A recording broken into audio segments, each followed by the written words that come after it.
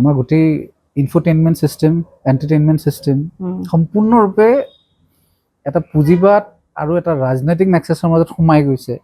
পদ্ধতিগতভাৱে ল'ৰা ছোৱালীৰ সকলো ধৰণৰ চিন্তা, চৰ্চা, জ্যোতি বুদ্ধি সকলোখিনি বস্তু মানে এটা নিৰ্দিষ্ট ডাইৰেকশ্যন দিয়া হৈছে এতিয়া।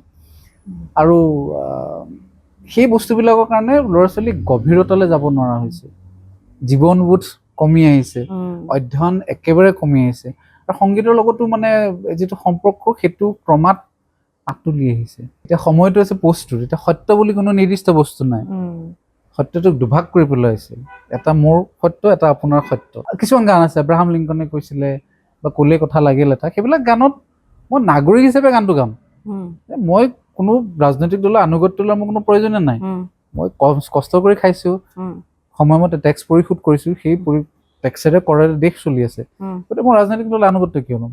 মই অফিচ কৰি থকাতে ডিচিশ্যন লৈছোঁ, চাকৰি কৰি আছোঁ, কিবা এটা খুব বেয়াকৈ মগজত মাৰিলে যে তই মানে তই এনেকৈ যে সময়বিলাক পাৰ কৰি আছ, তই তোৰ চিন্তা শক্তি নাই নেকি? তাৰমানে আনপ্লেণ্ড ঘপকৈ মই ৰেজিগনেশ্যন লেটাৰ এখন লিখিলোঁ, মেনেজাৰ দিলোঁ, মেনেজাৰক খং উঠিলে, অলপ আৰ্গুমেণ্ট হ'ল, মই কৈছোঁ মোক পইচাও নালাগে, I just want to leave right নাও।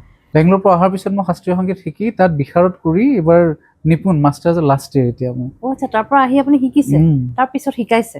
মনৰ বাতৰিবোৰ ফুলৰ পাপৰি হৈ যদি সৰি যায়, নীৰৱ কবিতাবোৰ নতুন নতুন হৈ যদি সাৰ পায়, ফাগুনৰ মন বৰষাৰ গীত হৈ তুমি জানো দিবা কচাই, ফাগুনৰ ৰং হৈ বৰষাৰ গীত হৈ তুমি জানো দিবা কচাই, মনৰ বাতৰিবোৰ ফুলৰ পাপৰি হৈ যদি সৰি যায়।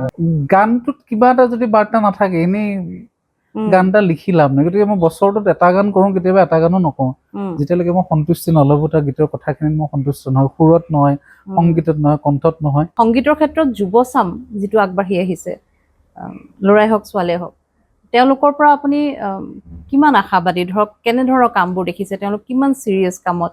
আগৰ গানবিলাক আমি ভাল পোৱা এটা মূল কাৰণ সেইটোৱে, পুৰণা গান যে কৈ থাকোঁ, কাৰণ সেই কেৱল আমি শ্ৰৱণ কৰিছিলোঁ, শুনিছিলোঁ, আৰু আমাৰ মাজত বুকুত বহুৱাই লৈছিলোঁ। বা সেই গানবিলাকত হয়তো কেতিয়াবা হিৰোৰ ঠাইত গানটোত যিজন মেলে গাই আছে, হয়তো মই নিজকে কল্পনা কৰিছোঁ। উৎকট ঘৃণাৰ পৃথিৱীত অলপ প্ৰেমৰ উশাহ লোৱাৰ সকাহ মানুহৰ হ'বনে? আপুনি এটা গানৰ ডেছক্ৰিপশ্যনত লিখিছিলে হয়তোবা, মানুহে মানুহক কেৱল মানুহ হিচাপে ভাল পোৱাৰ হাবিয়াস কেতিয়াবা জাগিবনে? এইটো মোৰ ধৰ্ম, এইখন মোৰ দেশ, গোটেই পৃথিৱীখন তোমাৰ দেশ, গোটেই পৃথিৱীৰ মানুহ তোমাৰ মানুহ, তুমি তেনেকৈ চোৱা না কথাটো। ইমান পাৰ্টিশ্যন কৰি কৰি চিন্তা কৰিব কিয় লাগে? যিবিলাক বস্তুৱে গোটেই জীৱনটো কমপ্লেক্স আৰু বিষময় কৰি তোলে, আৰু উৰ্ধত অকণমান উজাই গ'লেই হ'ল। কিন্তু যাৰ ক্ষমতা আছে তেওঁলোকে কৰোঁ বুলি ক'লে বহুত কৰিব পাৰে। আজিকালি ফলোৱাৰ্ছ আছেতো ছিষ্টেমটো, গতিকে যিজন মানুহৰ ধৰক 70 লাখ ফলোৱাৰ্ছ আছে, 50 লাখ ফলোৱাৰ্ছ আছে, তেওঁ যদি এটা সমাজক বাৰ্তা দিম বুলি ক'লে তেওঁ দিব পাৰে, তেওঁলোকে ভয় কৰে আকৌ, কিজানি কোনোবা বেয়া পায়। এব্ৰাহাম লিংকনে কৈছিলে, গণতন্ত্ৰ মানুহৰ বাবে, মানুহে বনোৱা মানুহৰ চৰকাৰ, গণতন্ত্ৰ মানুহৰ বাবে, মানুহে বনোৱা মানুহৰ চৰকাৰ, এব্ৰাহাম লিংকনে কৈছিলে। 7 দশকৰ ইতিহাস, তেজৰ ইতিহাস, প্ৰযুক্তিৰ উত্থান, মানৱতাৰ অৱসান, ৰাজনেতাৰ সমদল বৈছে অগণন, মাৰি কাঢ়ি নিয়ে দুখীয়াৰ গাঁঠিৰ ধন। শিশুৰ যিটো বিকাশৰ যিটো ধাৰা কেনেধৰণে আগবঢ়া দেখিছে? টেকন'লজি এটা ডাঙৰ প্ৰত্যাহ্বান হৈ গৈছে। তেতিয়া টেকন'লজি প্ৰত্যাহ্বান হোৱা দেখিছে, প্ৰচণ্ড প্ৰত্যাহ্বান হৈছে। তেতিয়াহে ল'ৰা ছোৱালী কিতাপ পঢ়িব। যি অভিভাৱকে ৰাতিপুৱা খোৱা উঠি মোবাইল চাই, পেপাৰ এখন পঢ়াৰ অভ্যাস নাই, তেওঁলোকে যদি 2 দিন পিছত তহঁতে একেবাৰে একো পঢ়া শুনা নকৰোঁ, আমি স্কুলৰ কথাটো সিহঁতে নাজানে নহয়, চকু মেলাব তুমি কি দেখি আছা? গছ এডাল আপুনি সৰুৰ পৰা পৰিচৰ্যা কৰিবই লাগিব ভাল ফল আশা কৰিলে। নোচোৱা নেমেলা গছ এডাল পৰিচৰ্যা নকৰা গছ এডালে ফল নিদিলে গছডালক গালি পাৰি লাভ নাই। কিতাপ এখন পঢ়াৰ ধৈৰ্য নাই, ধৰক এটা বাতৰি সম্পূৰ্ণকে পঢ়াৰ ধৈৰ্য নাই, এটা আপুনি ভিডিঅ' এটা খুব সুন্দৰ আপুনি বাৰ্তাবাহক এটা ভিডিঅ' দিয়ক, 10 মিনিটৰ ভিডিঅ' এটা সম্পূৰ্ণকে চোৱাৰ ধৈৰ্য নাই, এইটো সাংঘাতিক এটা মানে অস্থিৰতা। সেইটো ৰিলছ বিলাকে কৰিছে কিন্তু দেই, এইটো এটা সম্পূৰ্ণ ৰিলছ আৰু শ্বৰ্টছ। মানে আপুনি জাম্প কৰি ফুৰে ন, আপুনি যিটো প্লেজাৰ আপোনাক লাগে সেইটো আপুনি 10-15 ছেকেণ্ডত পাই যায়। আপুনি কিয় 3 ঘণ্টা ডকুমেণ্টাৰীখন চাব? বিয়া যিমান হৈ আছে ৰেজিষ্টাৰ মেৰেজত তাতকে দুগুণ হাৰত বেলেগ এটা অফিচত ডিভৰ্চ হৈ আছে। কাৰণবোৰ কি বুলি ভাবে? কেনেকুৱা দেখিছে কাৰণবোৰ? নমস্কাৰ, চাই আছে অপেন মাইক, মই সংগীতা দেৱী দত্ত। আজি মোৰ অতিথি হৈছে এগৰাকী সংগীত শিল্পী, কিন্তু মই তেওঁক সংগীতৰ সাধক বুলি ক'বলৈহে ভাল পাম। তেখেতৰ নাম হৈছে ৰক্তিম গোস্বামী। সংগীতৰ ক্ষেত্ৰখনত অতি ছিৰিয়াছলি আৰু শিপাৰ সৈতে সম্পৃক্ত হৈ থাকি অৰ্থবহ সংগীত কৰা যি এমুঠিমান শিল্পী আছে বা এমুঠিমান মানুহ আছে আমাৰ অসমত, সেই এমুঠিমান মানুহৰ ভিতৰত ৰক্তিম গোস্বামীও অন্যতম। এয়া মোৰ কথা নহয়, ৰক্তিম গোস্বামীৰ কণ্ঠত যেতিয়া আপোনালোকে গীত শুনিব সেই কথাটো আপোনালোকে নিজেই অনুভৱ কৰিবলৈ পাৰিব। তেখেত এগৰাকী সুৰকাৰ, গীতিকাৰ, লগতে তেখেত এগৰাকী মননশীল লেখক, লগতে শিক্ষকো। আমি ৰক্তিম গোস্বামীৰ সৈতে কথা পাতিছোঁ, তেখেতৰ গীত শুনিছোঁ, আৰু বিশেষকৈ বৰ্তমান সময়ত শিশুসকলৰ বিকাশৰ যিটো ধাৰা, সেই বিকাশৰ ধাৰাটো এই ডিজিটেল যুগত বিকাশৰ ধাৰাটো কেনেধৰণে আগবাঢ়িছে, অভিভাৱকসকলৰ দায়িত্ব কেনেধৰণে হোৱা উচিত, বা শিক্ষক বিদ্যালয়ৰ কেনেধৰণৰ দায়িত্ব, এটি শিশুৰ বিকাশৰ ক্ষেত্ৰত কেনেধৰণৰ দায়িত্ব গ্ৰহণ কৰা উচিত এখন বিদ্যালয়ে, শিক্ষকে, অভিভাৱকে, এই সকলোখিনি আমি পাতিছোঁ। তেখেতৰ গীত শুনিছোঁ। আশা কৰিছোঁ আৰু মই নিশ্চিত যে ভিডিঅ'টো চাই আপোনালোকে ভাল পাব। শেষলৈকে চাব, ৰক্তিম গোস্বামীৰ গান শুনক। আহক আমি ভিডিঅ'টোলৈ আগবাঢ়োঁ।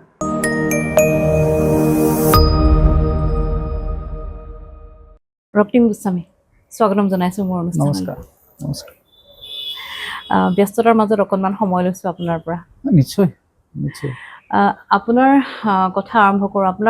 আপুনি এজন গায়ক, গীতিকাৰ, সুৰকাৰ, আপুনি কম্প'জো কৰে, সংগীত কৰে, শিক্ষকতাও কৰি আছে, শিক্ষাও দি আছে আপুনি। তাৰ মাজত আমি জনামতে আপোনাৰ জীৱ জন্তুৰ প্ৰতি প্ৰেম আছে, সেইবোৰৰ পৰিচৰ্যা কৰে। আপোনাৰ ক্ষেত্ৰখন যথেষ্ট বহল, কৰ্মক্ষেত্ৰখন যথেষ্ট বহল, কিন্তু আপুনি যিখিনি কৰি আছে নীৰৱেই কৰি আছে।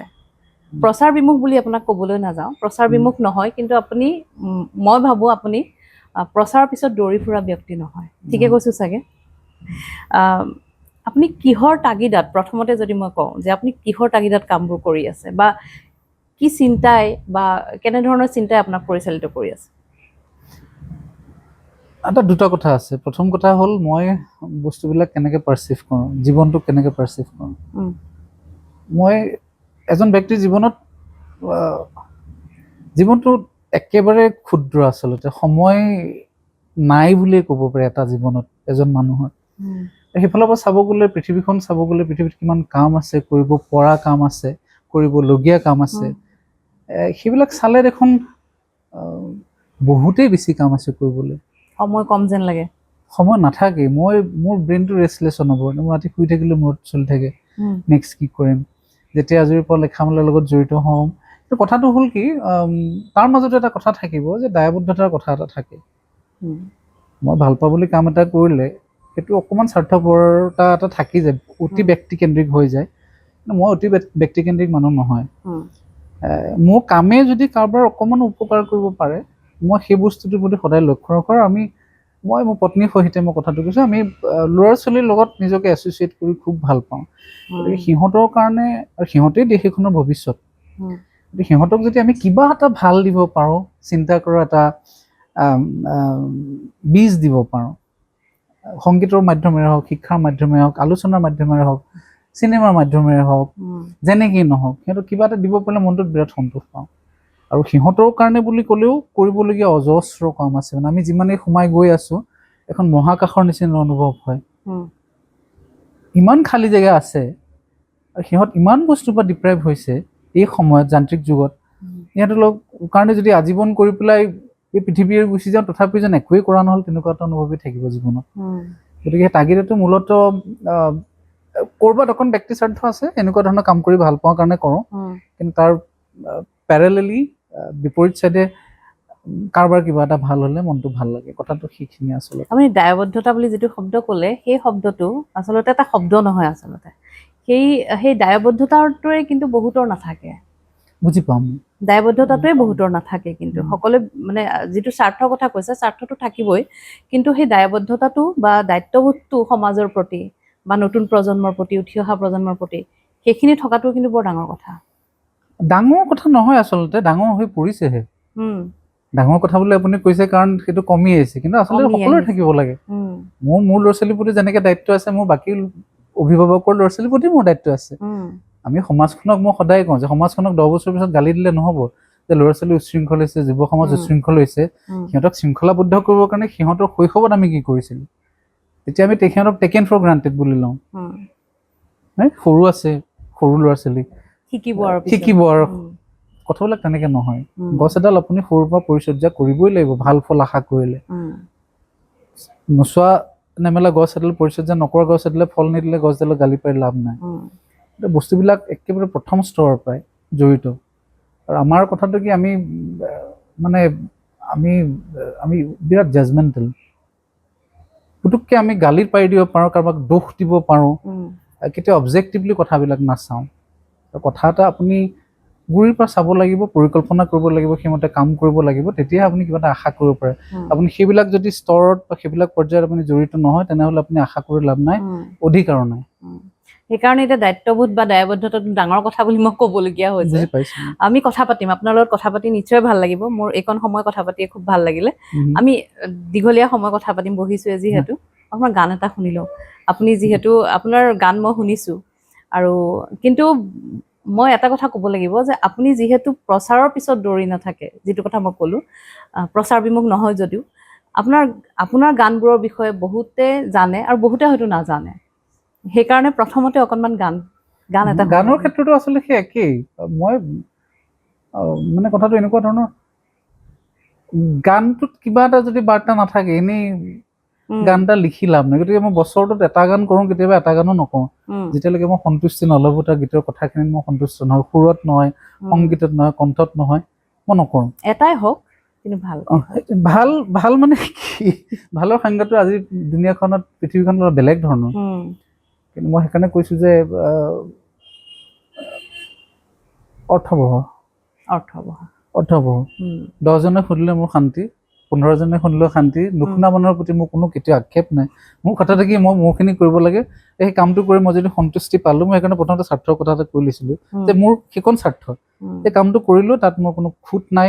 মই জানো এই কামটো মই সন্তুষ্টি পাইছোঁ যে কামটোত কিবা এটা আছে কামটোত। সেই তেনেকুৱা কাম বিচৰা মানুহ এমুঠি আছে, তেওঁলোকে পাব। তেওঁলোকে যদি আগুৱাই নিয়ে ভাল কথা, তেওঁলোকে নিনিয়ালৈ মোৰ আপত্তি নাই।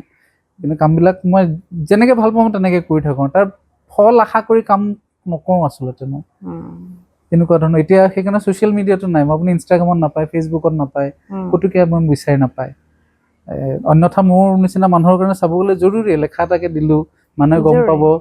বৰ্তমান সময়ত যিটো দেখি থাকোঁ, কিতাপ এখনকে দিলোঁ যে তেওঁ কিতাপ এখন লিখিছে, বা গান এটাকে ওলাইছে দিলোঁ। আজিকালি সেইবিলাকৰ প্ৰতি বিমুখিতা আহিছে, মানে সময় নষ্ট হয় আচলতে। সেইকণ সময় মই বেলেগত দিলে কামত আহিব। এনেকুৱা গান এটা শুনিম নিশ্চয়। গান এতিয়া আপুনি কাৰ গান শুনিব বিচাৰিব আৰম্ভণিতে? আপুনি আপোনাৰ যি মন যায় আপুনি এতিয়া গাব পাৰে, কিন্তু মই প্ৰথমতে অকণমান জুবিন গাৰ্গৰ গান এটা শুনিবলৈ বিচাৰিম। আচ্ছা, খুবেই ভাল।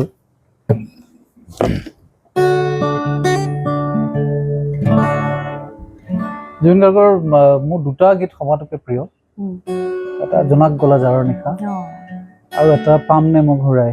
পাম নে মই ঘূৰাই গীতটো মই য'তেই আজিলৈকে অনুষ্ঠান কৰিছোঁ সদায় গাইছোঁ। গীতটোৰ লগত মোৰ এটা ব্যক্তিগত আৱেগ জড়িত হৈ আছে। আৰু ইটো আনটো গান, জোনাক গলাটো মোৰ মানে মোৰ দৃষ্টিত এইটো গান মই অলপমান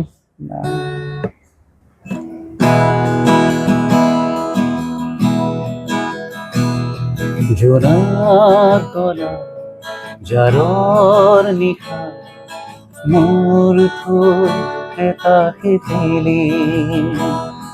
জোনাক গলা জাৰৰ নিশা, মোৰ থৈ এটা শিথিলি গলি গলি আঙুলি মূৰত আছে কিমান চকু পানী দুখৰ চিকুণ মনি মই ভাগৰা জীৱন হেৰুৱানা মই ভাগৰা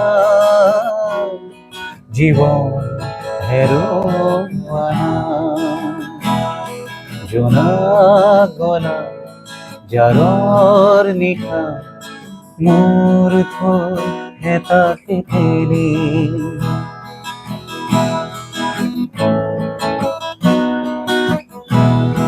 গলি গলি প্ৰতিদিনে পলে পলে জীৱন গলে গলি গলি প্ৰতিদিনে পলে পলে জীৱন গলে ক'তনো বিচাৰিবি কৰোণাৰ ভাৱ ক'তনো বিচাৰিবি কৰোণাৰ হাত বিচাৰি ফুৰিম প্ৰতিদিন প্ৰতিদিন মই ভাগৰা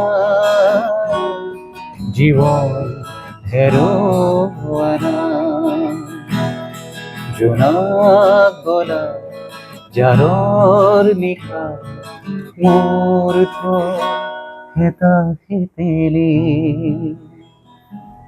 খুব সুন্দৰ ইয়াতকৈ মানে সুন্দৰ আৰম্ভণি একো হ'ব নোৱাৰে আৰু অনুষ্ঠানৰ ধন্যবাদ আৰু গানটো মোৰ ব্যক্তিগতভাৱে খুব প্ৰিয় গান হয় আৰু এইটো সময়ৰ জুবিন গাৰ্গৰ এইটো সময়ৰ যিকেইটা গান যিখিনি গান সেইখিনি গানৰ এটা বেলেগ মাদকতা আৰু বেলেগ এইখিনি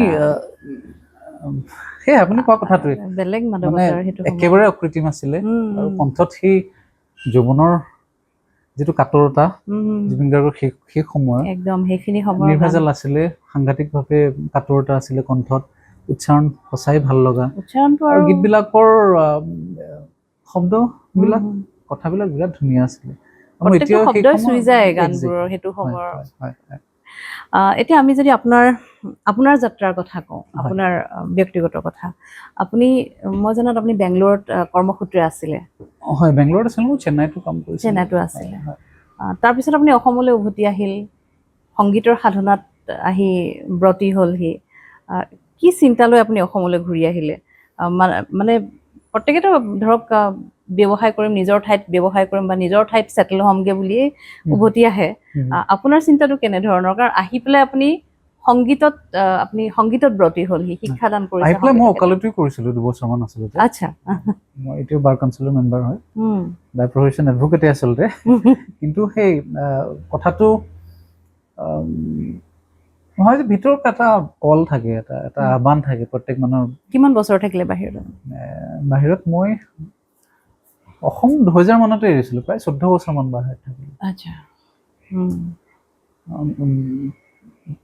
2000 নহয় 2000 মই তেজপুৰ এৰিছোঁ 2004 এৰিছোঁ বোধহয় 2004 অসম এৰিছোঁ তাৰপিছত যদিও কাম কৰা হ'ল তথাপি সেই ক'ৰবাত সন্তুষ্টি এটা কেতিয়াও নাছিলে যে মই ঠিক মধ্যাকৰ্ষণৰ বিপৰীত দিশত গৈ থকা এটা অনুভৱ সদায় আছিলে নিজকে টানি আছোঁ কৰ্পৰেটত চাকৰি কৰিছোঁ ঠিকে আছে পইচা পাতি আছে ডাঙৰ চহৰত আছোঁ কিন্তু সুখ শান্তিটো কেতিয়াও পোৱা নাছিলোঁ তাত আৰু যিমান বন্ধুবৰ্গ আছিলে তাত চবেই আমি একেখিনি কথাই পাতিবলগীয়া হয় কিবা কৰি উভতিব পাৰে নেকি কিবা এটা নিজেই কৰোঁ বহুত সেই সময়তো উভতি আহিছিলে ইয়াত মাটি লৈছিলে কোনোবাই ফিছ ফাৰ্মিং কৰিছিলে খেতি বাতি কৰিছিলে সেই সময়ত বহুত আছিলে এতিয়াও আছে তেজপুৰত ল'ৰা যি ইলেক্ট্ৰনিক্সৰ ধুনীয়া কাম কৰি আছে ভাল ভাল কোম্পানীত কৰি আছিলে মোৰ ক্ষেত্ৰতো সেইটোৱে আছিলে যে চাকৰিটোৱে জীৱন নহয় কেতিয়াও টকা পইচাই জীৱন নহয় কিন্তু যেতিয়ালৈকে নিজেই ভাল পোৱা কামটো জীৱনত কৰিব নোৱাৰে সেইটো কৰাটো সহজ নহয় সেইটো কাৰণে আপুনি কষ্ট কৰিব লাগিব আৰু বহুত প্ৰত্যাহ্বানৰ মুখামুখি হ'বলৈ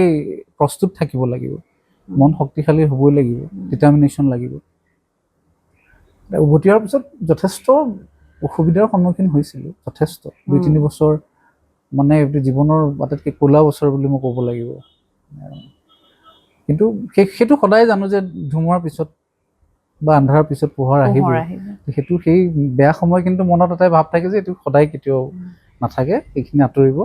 আৰু এটা চিন্তাটো থাকে ধৰক যে বেংগলোৰ বা বাহিৰৰ পৰা আহি অসমত পাৰিম নে চলিব। মই কিন্তু চলিব বিৰাট পৰা অকস্মাত যাবনে? আহিছিলো, মই অফিচ কৰি থকাতে ডিচিশ্যন লৈছো, চাকৰি কৰি আছো, কিবা এটা খুব বেয়াকে মগজত মাৰিলে যে তই মানে তই এনেকে যে সময়বিলাক পাৰ কৰি আছ, তই তোৰ চিন্তা কৰি আছ শক্তি নাই মানে? নেকি তাৰমানে আনপ্লেণ্ড। ঘপকে মই ৰেজিগনেশ্যন লেটাৰ এখন লিখিলো, মেনেজাৰ দিলো, মেনেজাৰক খং উঠিলে, অলপ আৰ্গুমেণ্ট হ'ল, মই কৈছো মোক পইচাও নালাগে, I just want to leave right now. তাৰপিছত তেনেকৈ গুচি আহিলোঁ, আহি পেলাই সংগীতটো আছিলেই ভিতৰত, আৰু নিজে কিবা এটা কৰাৰ হেঁপাহ সদায় আছিলে। দুটা বস্তুৰ প্ৰতি মই সদায় ইনক্লাইন হৈ থাকোঁ, এটা মিউজিক আৰু এটা হৈছে বুকছ, কিতাপ বা লিখা পঢ়াৰ লগত নকৰিলে মই থাকিব নোৱাৰোঁ। মানে মই বিশেষকৈ লিখা পঢ়া নকৰিলে মই খিংখিঙীয়া হৈ যায় যদি 3 দিনমান নকৰোঁ, তেনেকুৱা হয়। এওঁলোকে জানে ঘৰত যে তুমি কিতাপ এখন পঢ়া, খং উঠিছে যদি তেনেকুৱা হয়গৈ। ভাল নে বেয়া মই নাজানো, ইমান অবচেছড হোৱাটো, কিন্তু এতিয়া মোৰ মানুহটো তেনেকুৱা। গতিকে তাৰ পৰা অহাৰ পিছত এই সংগীতটোৰ লগতে সংযোগ কৰিলোঁ, আৰু শ্ৰীমতীয়ে মোক আচলতে গোটেই বাটটো বান্ধি দিলে কেনেকৈ, কোৰ্ট আৰম্ভ কৰাৰ ঠিক আগে আগে মনবিলাক অলপ বেয়া হৈ আছিলে, অলপ কাইণ্ড অফ ডিপ্ৰেশ্যনৰ, খোলাখুলিকৈ ক'ব গ'লে মনটো বহি গৈছিলে। তেতিয়া তেওঁ মোক ক'লে যে তুমি গীটাৰ ক্লাছ ষ্টাৰ্ট কৰাচোন। তেতিয়া মই প্ৰিপেয়াৰ্ড নহয়, মানে মই সাজু নহয় যে মই গীটাৰ শিকাম, মই নিজেই ভালকৈ নাজানো, মোৰ কোনো নিজৰ গুৰু নাছিলে। মই ইটো সিটোৰ পৰা চাই চিনিয়ৰ্ছবিলাকৰ, আৰু সৰু থকাৰ পৰা গীটাৰখন কেনেকৈ বজায়, কেনেকৈ তেনেকৈ সুধি এটা হেৰি ধাৰণা এটা লৈছিলোঁ, আনুষ্ঠানিক শিক্ষা মোৰ নাই। তাৰপিছত তেনেকৈ বিচাৰি গীটাৰ অলপ বজাবলৈ তেনেকৈয়ে শিকিছিলোঁ। তেওঁ মোক ক'লে যে তুমি আৰম্ভ কৰাচোন। তেতিয়া তেওঁ মোক লগত লৈ গৈ পেলাই গীটাৰ ক্লাছেছ ডাউন হিয়াৰ বুলি সৰু চাইনবোৰ্ড এখন মাৰি দিছিলে ঘৰৰ সন্মুখত, গছ এডালত।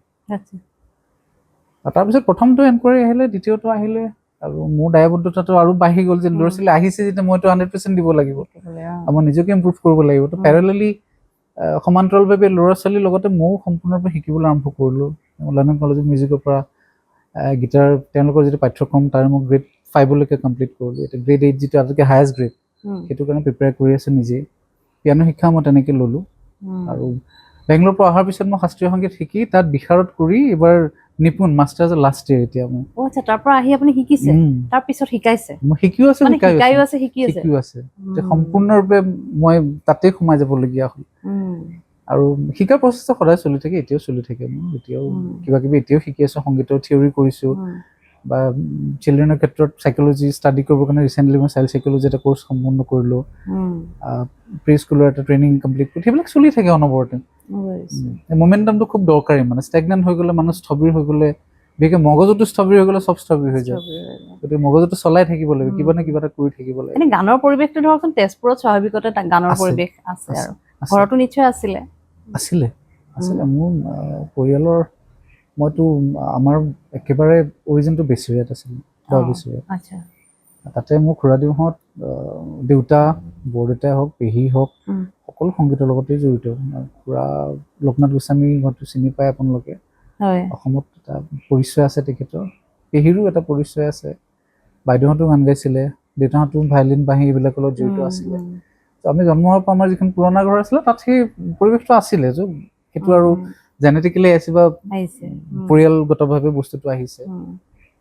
কিন্তু মই খালি বস্তুটো সেই ধৰণে লোৱাৰ বিপৰীতে মই অকণ বেলেগ ধৰণে ল'লোঁ। মানে মোৰ প্ৰাশ্চাত্য সংগীতৰ প্ৰতি এটা সাংঘাতিক ৰাপ আছিলে।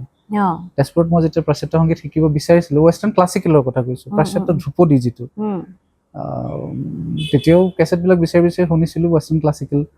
তেজপুৰত কোনো পৰিৱেশ নাছিলে, বা তেনেকুৱা ধৰণৰ বস্তুৰ প্ৰতি মানুহৰ কোনো সংযোগ নাছিলে, বৰ বেছি এতিয়াও নাই। গতিকে তেজপুৰত সেইকাৰণে আহি পেলাই মই বেংগলোৰৰ পৰা অহাৰ পিছত নিশ্চিত কৰিছিলোঁ যে আমি ৱেষ্টাৰ্ণ ক্লাছিকেল মিউজিকৰ এটা চিন্তা কৰিব লাগিব। মই আকৌ ৱেষ্টাৰ্ণ ক্লাছিকেল শিকিলোঁ, গুৱাহাটীলৈ গ'লোঁ, ছাৰহঁতক লগ ধৰিলোঁ, মোৰ ছিনিয়ৰ্ছ, নিজে ঘৰত চৰ্চা অব্যাহত কৰিলোঁ, কৰি পিয়ানোৰ যিটো ৱেষ্টাৰ্ণ ক্লাছিকেল সেইটো ষ্টাৰ্ট কৰিলোঁ। কৰি আমি এতিয়া 2 বছৰ আগতে associated board of royal school of music লণ্ডনৰ অথৰাইজ এক্সাম চেণ্টাৰ হ'ল এইটো এতিয়া, আৰু ইয়াত আমাৰ পৰীক্ষা ল'বলৈ প্ৰত্যেক বছৰে ইউকেৰ পৰা লণ্ডনৰ পৰা এক্সামিনাৰ আহে, 3 দিন থাকে, আমাৰ ল'ৰা ছোৱালীখিনি পৰীক্ষা দিয়ে। তো সেইটো এটা মই খুব সন্তোষ পাওঁ। কিমান ল'ৰা ছোৱালী শিকি আছে এতিয়া? আমাৰ পিয়ানোতটো প্ৰায় 100 হ'ব, আৰু গীটাৰতটো 100+ ষ্টুডেণ্ট আছে মোৰ ব্যক্তিগতভাৱে, 120-130 মানেই হ'ল এতিয়া। আৰু শাস্ত্ৰীয় সংগীত আৰু আধুনিক সংগীতৰো মিলাই প্ৰায় 80মান ল'ৰা ছোৱালী আছে। গতিকে সিহঁতৰ লগতে চব চলি থাকে এতিয়া। আৰু মানুহে বিশ্বাস এটা কৰিছে বিয়াত আহিলে কিবা এটা শিকিব পাৰিব বুলি। সেই বস্তুটো অলপ বুকুখন কঁপাই থাকে অনবৰতে। মই নিজে কওঁ যে মই ধৰক চাগে 3 বছৰমানৰ আগতে যিটো পৰিৱেশ দেখিছিলোঁ আপোনাৰ স্কুলৰ সন্মুখত, এতিয়া পৰিৱেশটো অকণ সলনি হৈছে। এতিয়া ভিৰ ভাৰটো অলপ বেছি, ৰাইজৰ মানে আগ্ৰহটো বেছি, আপোনাৰ প্ৰতি আস্থা এটা যে বাঢ়িছে সেইটো নিজে অনুভৱ কৰিছোঁ, দেখি বুজি পাইছোঁ। আমাৰ 12 বছৰ, আমি 2014 আৰম্ভ কৰিছিলোঁ অহাৰ পিছত, আৰু 12 বছৰত সেইটোৱে মোৰ সদায় বুকুখন কঁপি থাকে। মানুহৰ সেই বিশ্বাসটো ৰাখিবৰ কাৰণে এই আস্থাটো ধৰি ৰখাটো বৰ ডাঙৰ কথা। আপুনি এটা পৰ্যায়লৈ সফলতা শব্দটো মই বেয়া পাওঁ, তথাপিও কৈছোঁ মানুহে এটা সফল ইনষ্টিটিউট বুলি ক'লে মোৰ ভয় লাগে। সেই পৰ্যায়টো পাবলৈ কষ্ট কৰিব নালাগে, কিন্তু সেই মমেণ্টামটো চিৰদিন ৰাখিবৰ কাৰণে বা সেইটো কাৰো ওপৰলৈ নিবলৈ আপুনি গুৰিতে যিটো কষ্ট কৰে তাতকে দুগুণ কৰিবলগীয়া লাগিব। সেইটো ধৰি ৰাখিব লাগিব। সদায় এটা ভয় থাকে। মই এওঁকো কৈ থাকোঁ শক্তি দিয়ক, মনৰ সেই বিশ্বাসটো যাতে কেতিয়াও নাভাঙে, সেইটো সদায় থাকে মানে। এতিয়া আমি যদি সংগীতৰ ক্ষেত্ৰখনৰ কথা কওঁ, আপুনি শিকাই আছে, লগতে আপুনি যিবোৰ যুৱ প্ৰতিভা দেখিছে বৰ্তমান অসমতে, কেৱল অসমৰ কথাই কওঁ ধৰক, সংগীতৰ ক্ষেত্ৰত যুৱচাম যিটো আগবাঢ়ি আহিছে, ল'ৰাই হওক ছোৱালীয়ে হওক, তেওঁলোকৰ পৰা আপুনি কিমান আশাবাদী? ধৰক কেনেধৰণৰ কামবোৰ দেখিছে, তেওঁলোক কিমান চিৰিয়াছ কামত? সেইটো এটা মানে ডাঙৰ প্ৰশ্ন। এই কাৰণেই মানে আমাৰ এটা গ্ল'বেল কণ্টেক্সট আমি বুজিব লাগিব। এতিয়া গোটেই পুঁজিবাদী আগ্ৰাসন, আমাৰ গোটেই ইনফৰটেইনমেণ্ট ছিষ্টেম, এণ্টাৰটেইনমেণ্ট ছিষ্টেম সম্পূৰ্ণৰূপে এটা পুঁজিবাদ আৰু এটা ৰাজনৈতিক নেক্সাছৰ মাজত সোমাই গৈছে। পদ্ধতিগতভাৱে ল'ৰা ছোৱালীৰ সকলো ধৰণৰ চিন্তা, চৰ্চা, জ্যোতিবুদ্ধি, সকলোখিনি বস্তু মানে এটা নিৰ্দিষ্ট ডাইৰেকশ্যন দিয়া হৈছে এতিয়া। আৰু সেই বস্তুবিলাকৰ কাৰণে ল'ৰা ছোৱালী গভীৰতালৈ যাব নোৱাৰা হৈছে, জীৱনবোধ কমি আহিছে, অধ্যয়ন একেবাৰে কমি আহিছে, আৰু সংগীতৰ লগতো মানে যিটো সম্পৰ্ক সেইটো ক্ৰমাৎ আঁতৰি আহিছে। তথাপি মই কিছুমান ৰিচেণ্টলি 2-4জন গায়কৰ গান শুনি পেলাই অকণমান কিবা আশা এটা পাইছোঁ যে আছে তেওঁলোক যুৱচামৰ মাজতো এমুঠি এতিয়াও আছে যাৰ কাম ভাল আৰু মানুহে এপ্ৰিচিয়েট কৰিছে। গতিকে সেইটো এটা খুব ভাল লক্ষণ আছে, এটা ভাল, সেইটো এটা ভাল দিশ। কিন্তু সামগ্ৰিকভাৱে সংগীতক যিটো ধৰণে মানুহে জীৱনলৈ আনিব লাগে, বোৱাই আনিব লাগে, আৰু যিমান গভীৰতাৰ সংগীতক ল'ব লাগে, সেইটো ক্ৰমাৎ পাতল হৈ আহিছে। মানে যিটো ভোগবাদী বস্তু, ভোগবাদী এটা পৰিৱেশ যিদৰে গঢ়ি তোলা হৈছে চাৰিওফালে, এই ভোগবাদতে সংগীতো বিলীন হৈ গৈ আছে ক্ৰমাৎ। গোটেই কথা বতৰাবোৰ খুব পাতল হৈ গৈছে গোটেই সাংঘাতিকভাৱে। আৰু এতিয়া মই আমাৰ অসমতো এটা চিৰিজে লিখি আছোঁ পষ্ট ট্ৰুথৰ ওপৰত। এতিয়া সময়টো আছে পষ্ট ট্ৰুথ। এতিয়া সত্য বুলি কোনো নিৰ্দিষ্ট বস্তু নাই, সত্যটোক দুভাগ কৰি পেলাইছে, এটা মোৰ সত্য, এটা আপোনাৰ সত্য, ৰাইট? মই আপোনাৰ সত্যটো নামানিলে আপুনি মোৰ শত্ৰু, মানে মই আপোনাৰ শত্ৰু, ঠিক ভাইচ ভাৰ্চা। গতিকে মাজত কোনো এটা নিৰ্দিষ্ট সত্য বুলি নাই। আগতে এটা সত্য আছিল, সত্যই মানে সমীহ কৰিছিলে। এতিয়া বিভিন্ন পদ্ধতি ইউজ কৰি সত্যটোক দুভাগ কৰি পেলোৱা হৈছে, বাইনাৰী চিষ্টেম এটা ক্ৰিয়েট কৰা হৈছে, মানে যিটো আপুনি নহয় দেশপ্ৰেমী নহয় দেশদ্ৰোহী, তাৰ মাজত একো নাই, সেই বাইনাৰীটোৱে আমাৰ গোটেই চিষ্টেমটো শেষ কৰি পেলাইছে। এতিয়া মই যদি এটা গান গাওঁ, কিছুমান গান আছে এব্ৰাহাম লিংকনে কৈছিলে বা ক'লে কথা লাগিল এটা, সেইবিলাক গানত মই নাগৰিক হিচাপে গানটো গাম, মই কোনো ৰাজনৈতিক দলৰ আনুগত্য লোৱাৰ মোৰ কোনো প্ৰয়োজনে নাই। মই কষ্ট কৰি খাইছোঁ, সময়মতে টেক্স পৰিশোধ কৰিছোঁ, সেই টেক্সেৰে কৰাৰ দেশ চলি আছে, গতিকে মই ৰাজনৈতিক দলৰ আনুগত্য কিয় ল'ম? তেওঁৰ ৰাইজৰ আনুগত্যত ৰাজনৈতিক দল থাকিব লাগে। এতিয়া কথাটো তেনেকুৱা ধৰণৰ গান গালে বা চৰকাৰক সমালোচনা কৰিলে, মই বোলো নহয় যিকোনো ক্ষেত্ৰতে তৎক্ষণাত ধৰি লোৱা বিৰোধী। আচলতে সেই সমালোচনাটো চৰকাৰৰ ভালৰ কাৰণে, দেশৰ ভালৰ কাৰণে, ৰাইজৰ ভালৰ কাৰণে। কিন্তু ৰসৰ বলি হোৱা দেখিবলৈ পোৱা যায়। মই বোলে নহয়, বহুত হয় দেখা যায়। বস্তুটো নট নেচেচাৰিলি ফৰ বিজেপি, মই কথাটো তেনেকৈ কোৱা নাই, কিন্তু এই চিষ্টেমটো গোটেই সমগ্ৰ বিশ্বতে গঢ়ি তোলা হৈছে। মানে মানুহৰ আৱেগটোৰ ওপৰত, মানে আৱেগটো কেন্দ্ৰ কৰি একোটা নেৰেটিভ তৈয়াৰ কৰা হয়, আৰু সেই নেৰেটিভটোক মানুহৰ মাজত যিদৰে সম্ভৱ সোমোৱাই দিবলৈ চেষ্টা কৰে, আৱেগটো নিয়ন্ত্ৰণ কৰা হয়, আৰু সেই আৱেগে সময়ত নিৰ্বাচনত এটা ধুনীয়া ফল দিয়াত সহায় কৰে। গতিকে সেইটো কিন্তু সত্যৰ পৰা বহুত দূৰত। বহুত দূৰত। অবজেক্টিভিটি আমি যিটো বস্তুনিষ্ঠতা বুলি কওঁ, সত্য এটা গৱেষণা কৰা বস্তু।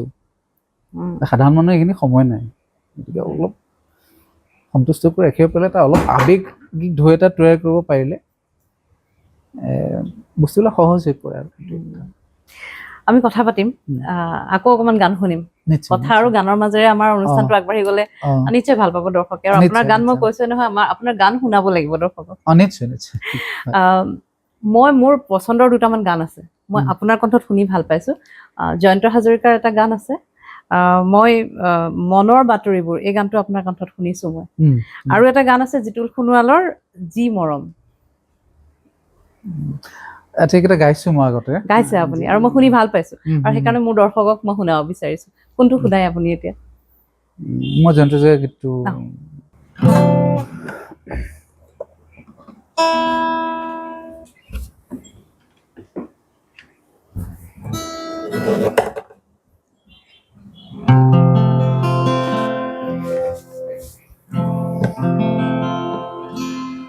মনৰ বাতৰিবোৰ ফুলৰ পাপৰি হৈ যদি সৰি যায়, মনৰ বাতৰিবোৰ ফুলৰ পাপৰি হৈ যদি সৰি যায়, নীৰৱ কবিতাবোৰ নতুন নতুন হৈ যদি সাৰ পায়, মনৰ বাতৰিবোৰ ফুলৰ পাপৰি হৈ যদি সৰি যায়, নীৰৱ কবিতাবোৰ নতুন নতুন হৈ যদি সাৰ পায়, ফাগুনৰ মন বৰষাৰ গীত হৈ তুমি জানো দিবা উপচাই, ফাগুনৰ ৰং হৈ বৰষাৰ গীত হৈ তুমি জানো দিবা উপচাই, মনৰ বাতৰিবোৰ ফুলৰ পাপৰি হৈ যদি সৰি যায়, নীৰৱ কবিতাবোৰ নতুন নতুন হৈ যদি সাৰ পায়, স্বপ্ন নীল দিগন্তত সন্ধিয়া নমাই, বগলীৰ দেউকাত বিয়লি বেলাই, স্বপ্ন নীল দিগন্তত সন্ধিয়া নমাই, বগলীৰ দেউকাত বিয়লি বেলাই, কিনো ছবি আঁকি আঁকি যায়, কিনো ছবি আঁকি আঁকি যায়, নিশাৰ আকাশ বহু এন্ধাৰ হ'ল, মৌচিবানে সেই পৰিচয়, মনৰ বাতৰিবোৰ ফুলৰ পাপৰি হৈ যদি সৰি যায়, নীৰৱ কবিতাবোৰ নতুন নতুন হৈ যদি সাৰ পায়। বৰ ভাল লাগিল, মই খুব ভাল পোৱা গান কেইটামান আপোনাৰ পৰা গোৱাই লৈছো আচলতে। মই জয়ন্ত হাজৰিকা মোৰ খুবেই বেছি প্ৰিয় আচলতে, মোৰ খুব ভাল লাগে। আৰু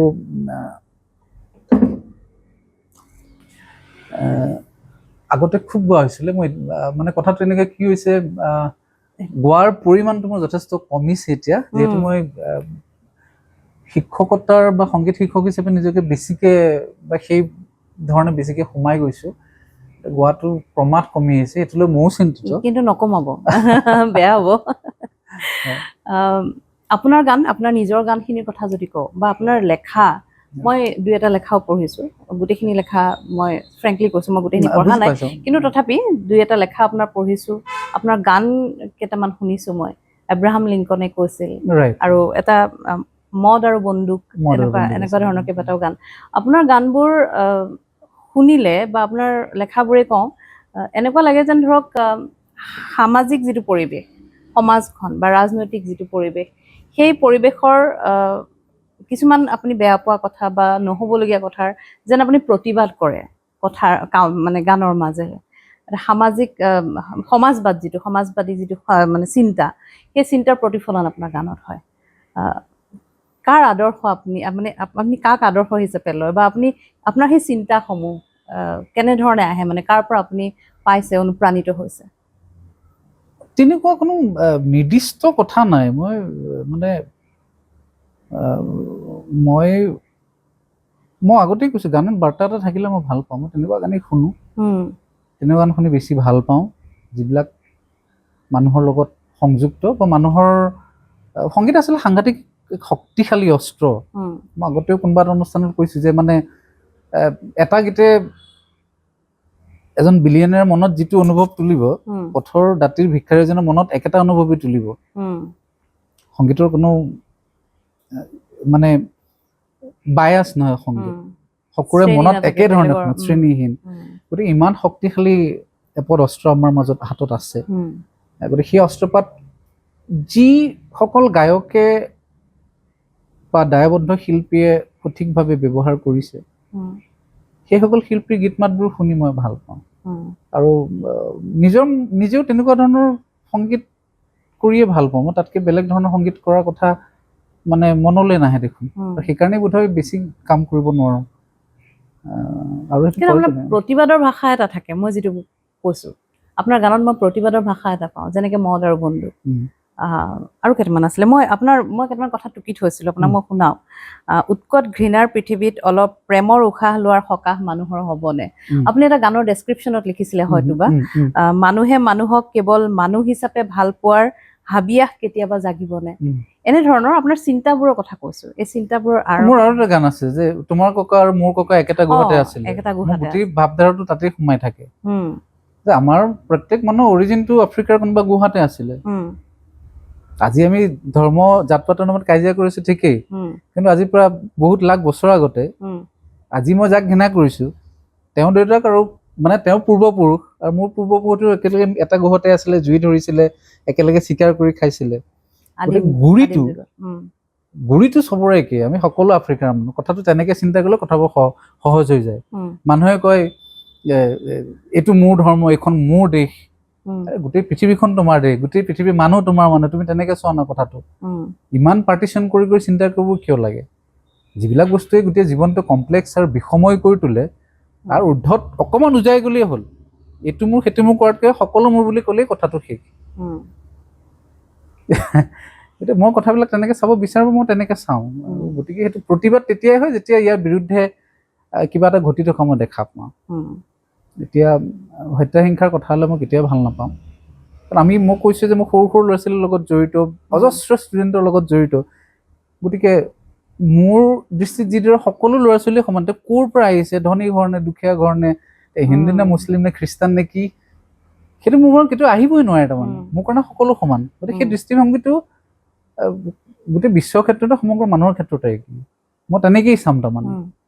আৰু সেইকাৰণেই গীতবিলাকত হয়তো এটা বস্তু দেখা পোৱা যাব য'ত মানুহৰ কথা কোৱা হয়, ঘৃণাৰ বিৰুদ্ধে কোৱা হয়, হিংসাৰ বিৰুদ্ধে কোৱা হয়, আৰু য'ত উচ্চ নিচ জাত পাত বৰ্ণ এইবিলাক থাকিব, সেইবিলাকৰ বিৰুদ্ধেই মোৰ গীতবিলাক হ'ব স্বাভাৱিকতেই। আৰু সেইবিলাকেই সবাতোকে বেছি এই সময়ত, আজিৰ তাৰিখত, এই সময়ত সেইবিলাক ক্ৰমাৎ বাঢ়ি আহি আছে। গতিকে মই বুলিয়ে নাই, মই বিচাৰোঁ অজস্ৰ উঠি অহা ল'ৰা ছোৱালী ওলাই আহক, জ্যেষ্ঠসকলেও গাওক। সমাজখন নিকা কৰিব হ'লে অকল গীত গাই পেলাই পইচা ঘটিলে নহ'ব। দায়বদ্ধতা অবিহনে তেওঁ গায়ক হ'ব পাৰিব, শিল্পী হ'ব নোৱাৰে। মই নিজক শিল্পী বুলি কোৱা নাই দেই, মইতো একোৱেই নহয়। ভাল পাওঁ, নিজৰ শান্তিৰ কাৰণে দুটা গান লিখোঁ। কিন্তু যাৰ ক্ষমতা আছে তেওঁলোকে কৰোঁ বুলি ক'লে বহুত কৰিব পাৰে। আজিকালি ফলোৱাৰ্ছ আছেতো ছিষ্টেমটো। গতিকে যিজন মানুহৰ ধৰক 70 লাখ ফলোৱাৰ্ছ আছে, 50 লাখ ফলোৱাৰ্ছ আছে, তেওঁ যদি এটা সমাজক বাৰ্তা দিম বুলি ক'লে তেওঁ দিব পাৰে। তেওঁলোকে ভয় কৰে আকৌ, কিজানি কোনোবা বেয়া পায়। বস্তুবিলাক তেনেকুৱা মানে ব্যক্তি স্বাৰ্থটো সদায় আগত আহি যায়, তেনেকুৱা ধৰণৰ। গতিকে এই খেলি মেলিবিলাক আচলতে ঠিক নহয়।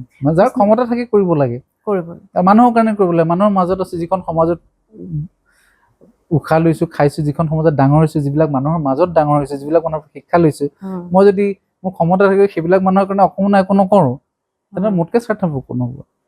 বিষ্ণুপ্ৰসাদ ৰাভা আপোনাৰ আদৰ্শ? মই খুব ভাল পাওঁ। আৰু ভূপেন হাজৰিকাৰ বিষ্ণু ককাইদেউৰ কিতাপখনতো এনে কিছু কথা আছে, মোৰ কেইবাখনো কিতাপ ইয়াতে আছে, মোৰ লাইনকে আছে বিষ্ণুপ্ৰসাদ কিতাপ, এটা চিৰিজে আছে। ভাল পাওঁ সেইকাৰণে। খাৰাং খাজ বেবেৰবাং মানুহ আছিলে, কোনো গ্ৰামাৰ নাছিলে, অথচ আটাইতকৈ শৃংখলাবদ্ধ মানুহ তেওঁ আছিলে। দেখাত খাৰাং খাজ বেবেৰবাং, কিন্তু শৃংখলাবদ্ধ, চিন্তাৰ শৃংখলাই হওক, সৃষ্টিৰ শৃংখলাই হওক, মানুহৰ প্ৰতি চিন্তাৰ যিটো শৃংখলা সেইটোৱে হওক, বা সমতাৰ যিটো চিন্তা, একতাৰ যিটো চিন্তা, বান্ধোনৰ যিটো চিন্তা, সেইফালৰ পৰা তেওঁ শৃংখলাবদ্ধ মানুহ। শৃংখলাবদ্ধ। তেওঁৰ প্ৰত্যাহ্বান বহুত আছিল, থাকিবই। কিন্তু মানে প্ৰচলিত নেৰেটিভৰ বিপৰীতে গ'লে যিজন মানুহ যাব, তেওঁৰ প্ৰত্যাহ্বানৰ সন্মুখীন হ'বই লাগিব, তাৰ কোনো গত্যান্তৰ নাই। কিন্তু যোনে সেই ৰাস্তাটোত খোজ দিয়ে, তেওঁও জানে, তেওঁ সেইটো মানি লৈ পেলাই আগবাঢ়ে সদায়, প্ৰত্যাহ্বান আছে আৰু সেইটো মই মোকাবিলা কৰিবলৈ প্ৰস্তুত, সেইকাৰণে মই এই বাটটো লৈছো। কথাটো তেনেকুৱা ধৰণৰ। আপোনাৰ যিকেইটা আপুনি যিসমূহ আপোনাৰ গান যিখিনি ধৰক এই আব্ৰাহাম লিংকনৰ কথাই ক'লে, বা মোৰ ককা আৰু তোমাৰ ককা একেটা গুহাত আছিলে, এনেকুৱা ধৰণৰ সেই গানসমূহ আপুনি কেতিয়াও ধৰক প্ৰচলিত যিটো মানে ধৰক প্ৰচাৰৰ যিটো কথা কোৱা হয়, ভিডিঅ' বনাই বা প্ৰচাৰৰ সেই দিশটোলৈ আপুনি কেতিয়াও যাব বিচৰা নাই? গানটো গোটেই ভিডিঅ'ৰ বস্তু বুলি নাভাবোঁ। গানটো শ্ৰৱণৰ বস্তু। এই গানটোৰ ভিতৰৰ বস্তুখিনি মানুহে অনুভৱ কৰিব লাগিব, মনোজগতত এখন ছবি নিজেই বনাব লাগিব, তেতিয়াই গানটো সংযোগ হ'ব। মোৰ সেই মগজুটোৰ চিন্তা শক্তিক যদি বেলেগ এজন কোৰিঅ'গ্ৰাফাৰে, কথাটো বুজি পাইছেনে, মই কি চিন্তা কৰিম সেইটো বেলেগে ডিটাৰমাইন কৰিলে গানটোৰ মূল্য নাথাকে মোৰ দৃষ্টিত। মানে গানটো মই শুনিছো, মইহে ভাবিম, কেনেকে ভাবিম? আপোনাৰ মনোজগতৰ এখন চিত্ৰ তৈয়াৰ হ'বতো, আৰু সেই যিটো মনৰ সৃষ্টিশীলতা, সেইটো আটাইতকৈ দৰকাৰী বস্তু আচলতে। কিন্তু সেই বস্তুকে যদি কোনোবা বেলেগ এজন মানুহে বনাই পেলাই উলিয়াই দিলে, চবে একেধৰণে চালে, সেই গোটেইখিনি মানুহৰ সেই গানটোৰ প্ৰতি যিটো বান্ধন সৃষ্টি হ'ব লাগে, সেইটো 20% বা 30% নহ'ব। আগৰ গানবিলাক আমি ভাল পোৱা এটা মূল কাৰণ সেইটোৱে, পুৰণা গান যে কৈ থাকো, কাৰণ সেই কেৱল আমি শ্ৰৱণ কৰিছিলো, শুনিছিলো, আৰু আমাৰ মাজত বুকুত বহুৱাই লৈছিলো। বা সেই গানবিলাকত হয়তো কেতিয়াবা হিৰোৰ ঠাইত গানটোত যিজন মেলে গাই আছে, হয়তো মই নিজকে কল্পনা কৰিছিলো। গতিকে সেইবিলাকৰ হেৰিটো সম্পূৰ্ণ বেলেগ। মানে মই এতিয়াও, যদিও হয়তো সময়ৰ কথা নহয়, আজি টেকন'লজি বহুত আগবাঢ়ি গ'ল, কিন্তু তথাপি বিশ্বাস কৰি যিটো গুৰি বা যিটো শিপা, সি কেতিয়াও সলনি হ'ব নোৱাৰে আৰু কেতিয়াও সলনি হ'ব নালাগে। মানে কোনে আজি এনেকুৱা হ'ল, আজিকালি নকৰিব, আজি তেনেকুৱা কোনো বস্তু নাই। আৰু কিছুমান বস্তু অপৰিৱৰ্তিত, সময় নিৰপেক্ষ। হয়, হয়। আপোনাৰ গান এটা শুনিম, আপোনাৰ গানৰ কথা কৈ আছো, আপোনাৰ এটা কোনটো গানৰ কথা কৈছিলো মই, ৰ'ব, ক'লে কথা লাগে লেঠা, এইটো এটা গান মোৰ খুব ভাল লাগিলে শুনি। বেচিকেলি প্ৰটেষ্ট চং আৰু ক্ৰিটিচিজম আৰু গীতটোত মই সেইটোৱে কৈছো, মই সেইকাৰণে মানে গানবোৰ শুনিলে মোৰ প্ৰটেষ্ট যেন লাগে। তাৰমানে অসমীয়াত আচলতে প্ৰটেষ্ট চং নাই। আমি কৃষ্ণাংগী আন্দোলনৰ সময়তে দেখিছো, দক্ষিণ আফ্ৰিকা হওক, দক্ষিণ আমেৰিকা হওক, ইউনাইটেড ষ্টেটছৰ চিভিল ৱাৰৰ সময়ত হওক, আমাৰ কাষৰ বংগৰ ক্ষেত্ৰতে হওক, খুব শক্তিশালী প্ৰটেষ্ট চংবিলাক। কিন্তু আমাৰ এই ধাৰাটো কম। ভূপেন হাজৰিকাৰ কিছুমান গীত আছিলে, প্ৰতিবাদ আছিলে তাত। জুবিন গাৰ্গৰ দুই এটা গান আছে, যদিও জুবিন গাৰ্গ প্ৰতিবাদী সত্তা বুলি ক'লে অকণমান মানে সাংঘাতিকভাৱে তেওঁ ডমেইনটো সম্পূৰ্ণ বেলেগ ধৰণৰ। তেওঁ যি ধৰণে মানুহৰ মনত বহিছে, সেইটোত আৰু কোনো মানে তাক কোনো আপুনি কোনো এটা বিভাগত আপুনি সোমোৱাব নোৱাৰে। তাৰমানে তেওঁ সৰ্বত্ৰ মানুহৰ মনত। কিন্তু প্ৰতিবাদী সংগীতৰ হেৰিটো বহুত কম। মই দুই এজন নতুন ল'ৰা আছে, মই সত্যৰঞ্জনৰ কথা সদায় কওঁ, সত্যৰঞ্জনে ভাল কাম কৰি আছে। আগৰ ইণ্টাৰভিউটো এই কথাটো কৈছো, তেনেকুৱা মোক আৰু লাগে। মানে মই বিচাৰোঁ চেকছ এণ্ড বেলেঞ্চ বুলি যিটো প্ৰতিবাদী কণ্ঠ এটা লাগে, প্ৰতিবাদী কণ্ঠ। হয়, ক'লে কথা লাগে লেঠাটো শুনি মই আব্ৰাহামটো গাওঁ, আপুনি বেয়া নাপায়? নিশ্চয় নিশ্চয়। আব্ৰাহাম লিংকনে কৈছিল, আব্ৰাহাম লিংকনে কৈছিলে, এব্ৰাহাম লিংকনে কৈছিলে গণতন্ত্ৰ মানুহৰ বাবে মানুহে বনোৱা মানুহৰ চৰকাৰ গণতন্ত্ৰ মানুহৰ বাবে মানুহে বনোৱা মানুহৰ চৰকাৰ এব্ৰাহাম লিংকনে কৈছিলে 7 দশকৰ ইতিহাস তেজৰ ইতিহাস প্ৰযুক্তিৰ উত্থান মানৱতাৰ অৱসান ৰাজনেতাৰ সমদল বৈছে অগণন মাৰি কাঢ়ি নিয়ে দুখীয়াৰ গাঁঠিৰ ধন কোনোৱে কৈৰাত্ত কণ্ঠৰে মানুহ মাৰিবলৈ কোনোৱে কৰে ধৰ্মৰ খেলা জীৱন নষ্ট কত শিশুৰ দৰিদ্ৰতাৰ গহ্বৰত কোনোৱে পাতে শত্ৰুৰ বেহাৰ কোনোৱে কৈৰাত্ত কণ্ঠৰে মানুহ মাৰিবলৈ কোনোৱে কৰে ধৰ্মৰ খেলা জীৱন নষ্ট কত শিশুৰ দৰিদ্ৰতাৰ গহ্বৰত কোনোৱে পাতে শত্ৰুৰ বেহাৰ এব্ৰাহাম লিংকনে কৈছিলে গণতন্ত্ৰ মানুহৰ বাবে মানুহে বনোৱা মানুহৰ চৰকাৰ গণতন্ত্ৰ মানুহৰ বাবে মানুহে বনোৱা মানুহৰ চৰকাৰ ধনীৰ বাহুৰ বলত চলে গণতন্ত্ৰৰ চকা ধৰা সেউজ কৰা কৃষকৰ মাথো দুৰ্দশা ছদ্মবেশী অপৰাধীৰ হাতত নাঙঠ সততা চাহাবৰ চকীৰ তলৰ চেপত মৰে জনতা গণতন্ত্ৰৰ জয়গান মাথো মিছা মিছা লিংকনৰ বুকু বুলেটে বিন্ধা এব্ৰাহাম লিংকনে কৈছিলে গণতন্ত্ৰ মানুহৰ বাবে মানুহে বনোৱা মানুহৰ চৰকাৰ গণতন্ত্ৰ মানুহৰ বাবে মানুহে বনোৱা মানুহৰ চৰকাৰ বঢ়িয়া Thank you. আপোনাৰ গানবোৰ শুনিলে মই সেইকাৰণে কৈছো যে আপোনাৰ গানবোৰ এটা এটা প্ৰতিবাদ আপুনি আপুনি লেখা মেলা কৰি আছে আপুনি কৈছে যে কিতাপ নপঢ়িলে লেখা মেলা নকৰিলে আপোনাৰ খং উঠে খিংখিঙীয়া হয় লিখা কিতাপ কেইখনমান ওলালে কিতাপ মোৰ 9খন কিতাপেই হ'ল তাৰ অনুবাদো আছে ইংৰাজীৰ পৰা অসমীয়া অনুবাদ আছে আৰু প্ৰবন্ধ সংকলন আছে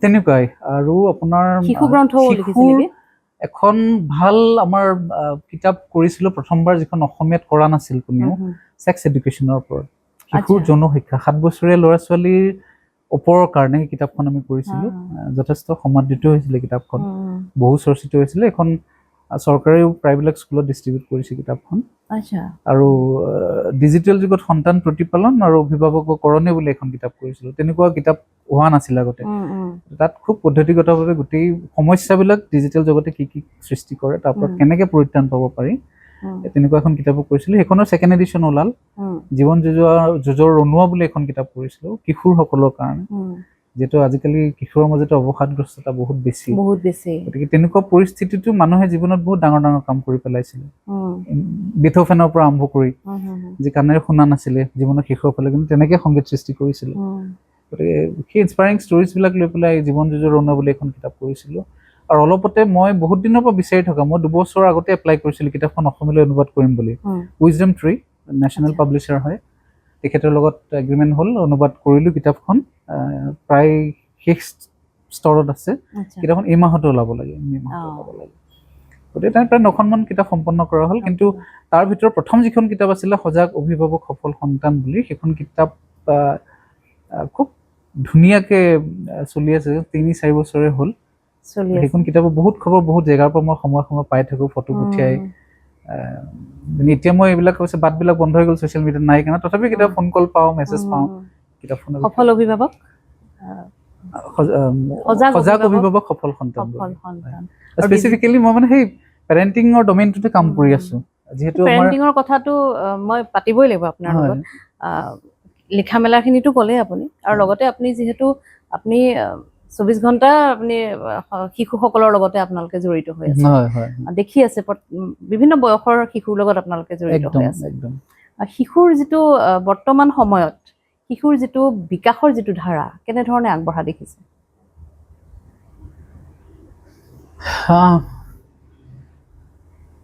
টেকন'লজি এটা ডাঙৰ প্ৰত্যাহ্বান হৈ গৈছে তেতিয়া টেকন'লজি প্ৰত্যাহ্বান হোৱা দেখিছে প্ৰচণ্ড প্ৰত্যাহ্বান হৈছে মানে বেছিকৈ খালে অমৃতটো বেয়াটো কথাটো তেনেকুৱা ধৰণৰ সেই হিচাপটো নজনাৰ কাৰণে অভিভাৱকে নিজেও বহুত ক্ষেত্ৰত অকণমান আজৰি হৈ থাকিব বিচাৰে মোবাইলটো মই গতাই দিলে মানে বাচ্ছাটোৱে কোনো অসুবিধা নকৰে একান্ত মানে এটা জেগাত বহি চাই থাকে ঘৰখন শান্ত হৈ থাকে ভাত খোৱালে ভাত খাই দিয়ে এটা শ্বৰ্টকাট ল'বলৈ ভাল পোৱা হৈছে সেই বস্তুটোৱে ল'ৰা ছোৱালীক বহুত অপকাৰ কৰে মানে আটাইতকৈ ডাঙৰ কথা যে যিটো যোগাযোগ পৰিবাৰ নিজৰ পৰিয়ালৰ মানুহবিলাকৰ মাজত যিটো যোগাযোগ সৰুৰ পৰা হ'ব লাগে সেই যোগাযোগবিলাক বিচ্ছিন্ন হৈ আহি আছে এতিয়া অভিভাৱকৰ নিজৰ সময় নাই সময় পালেও মোবাইলটোতে থাকি ভাল পায় এইটো মানে এনেকুৱা নহয় যে তেওঁলোকে থাকোঁ বুলি থাকে কিন্তু কথাটো এনেকুৱা ধৰণৰ যে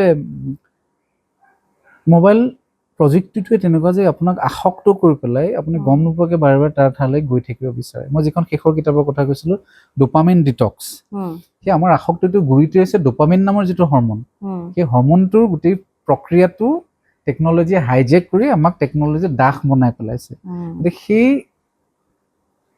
প্ৰক্ৰিয়াটোৰ পৰা আমি কেনেকৈ মুক্ত হ'ব পাৰোঁ সেই তাৰ বিষয়ে কিতাপখন আছিলে ষ্টেপ বাই ষ্টেপ গাইড আছিলে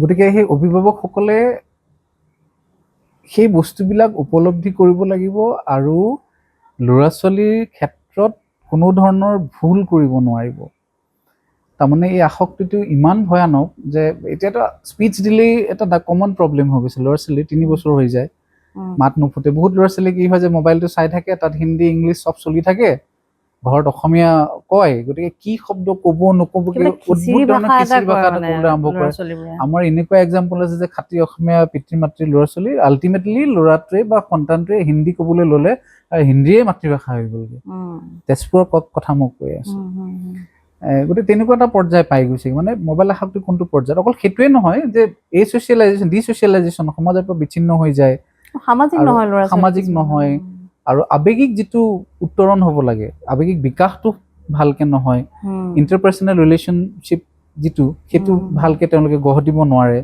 আৰু ডোপামিনে কি কৰে অত্যাধিক আসক্তিৰ ফলত আপুনি গম নোপোৱাকৈ অনবৰতে ষ্টিমুলেট হৈ থাকে আপুনি মোবাইলটো থোৱাৰ পিছত আপুনি ষ্টিমুলেট হৈ থাকে সেইকাৰণে কি হয় মানে বেলেগ এটা কাম কৰিলে আকৌ মোবাইলটোৰ ওচৰত গৈ পেলাই মোবাইলটো চাই গম পাইছেনে কিবা এটা কৰি থাকিলে একো নাই কিন্তু মোবাইলত একো হোৱা নাই একো ৰিঙো হোৱা নাই একো নটিফিকেশ্যন অহা নাই আপুনি নিনিব আছিল পকেটটো চালে আপুনি অলৰেডি দাস হৈ গ'ল কিন্তু সেইটো শিশুসকলেতো নিজে কৰা নাই বা নিজে সেইটোতো কৰি দিয়া হৈছে আচলতে অভিভাৱকে কৰি দিছে আচলতে মানে কেনেকুৱা ধৰণৰ চব দাস টেকন'লজিৰ দাস বহুজাতিক প্ৰতিষ্ঠানলৈ মই যিটো পুঁজিবাদৰ কথাটো কৈছিলোঁ মানুহক গিনিপিক বনাই পেলাইছে খাদ্যৰ ক্ষেত্ৰতে হওক স্বাস্থ্যৰ ক্ষেত্ৰতে হওক প্ৰযুক্তিৰ ক্ষেত্ৰতে হওক মানুহবিলাকক সম্পূৰ্ণ ডিপেণ্ডেণ্ট বনাই পেলাইছে গতিকে অভিভাৱক তাৰ পৰা মুক্ত নহয় কিন্তু কথাটো কি যিহেতু সন্তান জন্ম দিছে সন্তানৰ ভৱিষ্যতৰ কথা আছে আৰু সন্তানৰ ভৱিষ্যতে অভিভাৱকৰ ভৱিষ্যত গতিকে সেইখিনি সময়ত অভিভাৱকে কিন্তু সেই চৰ্চাকণ কৰিব লাগিব যে মই মেক্সিমাম কথা বতৰা হ'লে এনেকুৱা ধৰণৰ মই সদায় আজিকালি সেইকাৰণে প্ৰি মেৰিটেল কাউন্সেলিঙৰ কথা কওঁ আজিকালি বিবাহৰ আগতে মই ভাবোঁ মোৰ পত্নীৰ লগতো প্ৰায় আলোচনা কৰোঁ কথাটো আমিয়ে তেনেকুৱা এটা আৰম্ভ কৰোঁ নেকি কাউন্সেলিং চেণ্টাৰ এটা প্ৰি মেৰিটেল কাউন্সেলিং যে এইটো দেখাবা নহয় বিয়াটো ডাঙৰকৈ বিয়া পাতি বম ফুটাই 50 বিধ খানা খুৱাই দিলোঁ বিয়া সেইটো নহয় এইবিলাক একো লেনদেনে নাই যদি তাই এসপ্তাহৰ পিছত বিয়া ভাঙে কিন্তু আমি গুৱাহাটী কিবা এটা কামত যাওঁতে খবৰ পাইছোঁ যে বিয়া যিমান হৈ আছে ৰেজিষ্টাৰ মেৰেজত তাতকৈ দুগুণ হাৰত বেলেগ এটা পিছত ডিভৰ্চ হৈ আছে কাৰণবোৰ কি বুলি ভাবে কেনেকুৱা দেখিছে কাৰণবোৰ সেই কথাটো মই ক'বলৈ গৈছোঁ যে সেইকাৰণেই এটা চেণ্টাৰ লাগে, কোনে কৰে মই নাজানো, প্ৰি মেৰিটেল কাউন্সেলিং চেণ্টাৰ লাগে, য'ত সম্ভাৱ্য যি দৰা কইনা বহুৱাই 3-4টা ছেশ্যন কৰি বুজাব লাগে যে বিবাহ বস্তুটো কি, দুটা জীৱন একেলগে থাকিবৰ কাৰণে কি কি এৰা ধৰা কৰিব লাগিব। বিবাহ মানে ফেচবুকত আপডেট দিয়া নহয়, এইটো এটা বজোৰা বস্তু। কিন্তু মানুহ ইনক্লাইনেশ্যন সেইফালে বহুত বাঢ়ি গৈছে, দেখাবতো ইমান বেছি হৈ গৈছে, ভিতৰৰ ফালে পপুলাৰ হৈ গৈছে। সেইকাৰণে ডিটেচমেণ্টটো ছ'চিয়েল মিডিয়াৰ পৰা খুব দৰকাৰী। মাইণ্ডটো অনবৰতে তাতেই থাকে, কোনোবাই মেছেজ কৰিছে নেকি, লাইক কৰিছে নেকি। আৰু এটা যিটো ফিয়াৰ অফ মিছিং আউট বুলি যিটো কনচেপ্ট, যে কোনোবা ফুৰিবলৈ গ'লে আপুনি অট'মেটিকেলি ডিপ্ৰেছ হৈ যায়। আমি দেখোন ফুৰিব যোৱা নাই, আমি যোৱাই নাই, আমাৰ লাইফটোহে বেয়া, তাৰমানে বাকী চবেই এনজয় কৰি আছে। কিন্তু কথাটো তেনেকুৱা নহয়। আপুনি সেইটো কম্পিটিশ্যনত কালি বেলেগ এখন ফটো দিলে, কিন্তু আপুনিও জানে আপোনাৰ একচুৱেলিটো কি, সিহঁতেও জানে সেইটো। গতিকে গোটেইখন ফেক পৃথিৱী এখন চলি আছে ছ'চিয়েল মিডিয়াত। সেইটোৰ পৰা ওলাই আহিবৰ কাৰণে সকলোৱে যত্ন কৰিব লাগে, নহ'লে বস্তু বহুত অনিষ্ট হৈছে। আৰু শিশুসকলক বিশেষকে বহু বেছি অনিষ্ট কৰিছে, যথেষ্ট পৰিমাণে বস্তুটো বৈ আহিব ওপৰৰ পৰা। মই যিখিনি চৰ্চা কৰিম সেইখিনি দেখি মোৰ সন্তানে শিকিব। সেই পৰিৱেশটো মই দিব লাগিব। ঘৰত কিতাপ পঢ়াৰ অভ্যাসটো থাকিব লাগিব মানুহৰ, তেতিয়াহে ল'ৰা ছোৱালী কিতাপ পঢ়িব। যি অভিভাৱকে ৰাতিপুৱা শুৱাৰ পৰা উঠি মোবাইল চাই, পেপাৰ এখন পঢ়াৰ অভ্যাস নাই, তেওঁলোকে যদি 2 দিন পিছত তহঁতে একেবাৰে একো পঢ়া শুনা নকৰোঁ, আমি স্কুলৰ কথাটো সিহঁতে নাজানে নহয়। চকু মেলাৰ পৰা তুমি কি দেখি আছা, বাচ্ছাটো কি দেখি আছে, 99% মানুহে দেখি পেলাই শিকে। চাৰিওফালে কি কৰে, তাৰ পৰা মানে পৰিৱেশটোৰ পৰাহে আহৰণ কৰে শিক্ষাটো। গতিকে সামাজিক নহয় বুলি যে ক'লো, সামাজিক নোহোৱাৰ লগতে আৰু এটা সমস্যা মই দেখোঁ, শ্বেয়াৰ কৰিব নোৱাৰে, মানে আপোন পেটীয়া হৈ গৈছে ল'ৰা ছোৱালী। তেনেকে তোলা হয় ল'ৰা ছোৱালী তেনেকে তোলা হয়। মানে আৰু যিহেতু নিউক্লিয়াৰ ফেমিলি হৈছে, এটা বাচ্ছাই হৈছে, মাক দেউতাকে সমস্ত সুখ দিব বিচাৰে বস্তু দি পেলাই দেই। মানসিক মানে চাইকলজিকেল ডেভেলপমেণ্টৰ ক্ষেত্ৰত কিমান কেয়াৰ লয় মানে জানো আমি।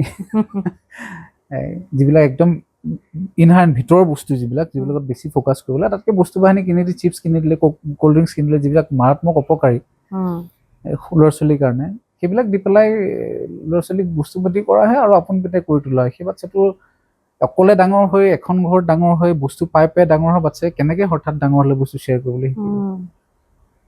আগতে এখন গাঁৱৰ ল'ৰা ছোৱালী একেলগে ওলাই খেলিছিলে, বিয়া লাগিছিলে, তাৰ পানীটো সি খেলে, তাৰ পানীটো তাক দিলে, ক্ৰিকেট খেলি থাকোঁতে, ফুটবল খেলি থাকোঁতে, সেইটো অট'মেটিকলি গঢ়ি উঠিছিলে। সামাজিক ব্যৱস্থাটো তেনেকুৱা ধৰণৰ আছিল।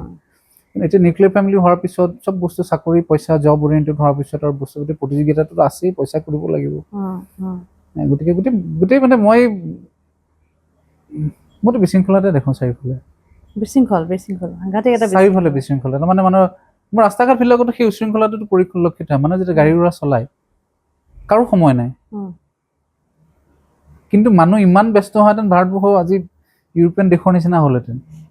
সেই উশৃংখলাটো মনত কেৰি কৰি ফুৰে। সেইবিলাক মই যিটো বুজি পাওঁ যে অনবৰতে ৰিল চাই থাকে ন, ভিতৰত যে ৰেষ্টলেছনেছ এটা থাকে ন, অনবৰতে ৰেষ্টলেছনেছ এই ডপামিন এটা মানুহক অস্থিৰ কৰি থাকে, সেইবিলাকে ড্ৰাইভিঙতো প্ৰকাশ পায়। তাৰমানে অত্যাধিক হৰ্ণ বজোৱা, এই বস্তুবিলাক ন, আগৰ গাড়ীখন যাবলৈ, তাৰো আগৰ গাড়ীখন যাব লাগিব, ৰাস্তাৰ মাজত থাকিবলৈনো কোন আহে ঘৰৰ পৰা ওলাই?